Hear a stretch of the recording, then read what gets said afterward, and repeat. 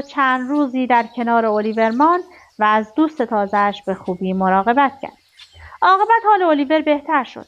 او با اینکه هنوز رنگ پریده و ضعیف بود بلند شد و روی تخت نشست. بعد با کمک خانم بدوین از تخت پایین آمد و به اتاق نشیمن رفت. خانم بدوین سوپی بسیار خوشمزه و مقوی به او داد. آقای برانلو هم آمد و او را دید، اما وقتی چشمش به صورت رنگ پریده الیور افتاد تکانی خورد و ناگهان گفت آه چه میبینم، و بعد به چهره زنی زیبا که روی تابلوی بالای سر الیور نقاشی شده بود نگاه کرد. آقای برانلو داد زد ببین نگاه کن، صورت، چشما و همه اعضای صورتشان یکیست. تا به حال چنین شباهتی ندیدم. الیور برگشت و به تابلو نگاه کرد و از شباهتی که قیافه خودش با چهره درون تابلو داشت چنان در تاثیر قرار گرفت که از حال رفت. بار دیگر که الیور به آن اتاق آمد تابلو نبود. خانم بدیون گفت آقای برانلو تابلو را برداشت.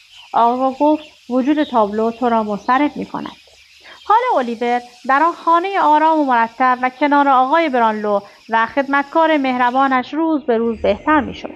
آقای برانلو برای او کفش و کلاه و لباس نو خرید و الیور برای اولین بار لباس نو پوشید.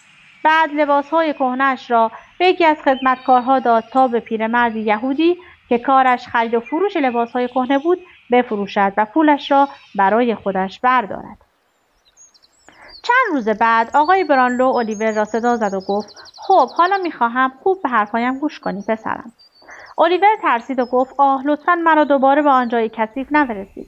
بگذارید همینجا بمانم و خدمتکارتان باشم. آقای برانلو گفت پسر عزیزم لازم نیست بترسی. خب بگو ببینم از کجا میایی؟ چه کسی تو را بزرگ کرده؟ چطور وارد دسته آن دزدها شدی؟ اما اگر میخواهی من دوست تو باشم باید راست بگویی. الیور خواست چیزی بگوید اما حقیق گریه نگذاشت. در همین موقع آقای گرینویک دوست قدیمی آقای برانلو برای خوردن عصرانه پیش آقای برانلو آمد. او مردی تنومند بود که یک پایش میلنگید و با عصا راه میرفت. آقای گرینویک سلام میکرد و پرسید این همان پسر نیست که تب داشت؟ حالت چطور است پسر؟ الیور گفت بهترم آقا، ممنون. آقای برانلو الیور را به طبقه پایین فرستاد تا به خانم بدیون بگوید که آنها برای خوردن عصرانه آماده اند. سپس آقای گرینویک گفت نمیدانم اما شاید به تو کلک میزند. من که به او اعتمادی ندارم. اصلا معلوم نیست که این پسر کیست و از کجا آمده. آنها شروع به صحبت درباره شخصیت و زندگی گذشته الیور کردند. در همین موقع مردی از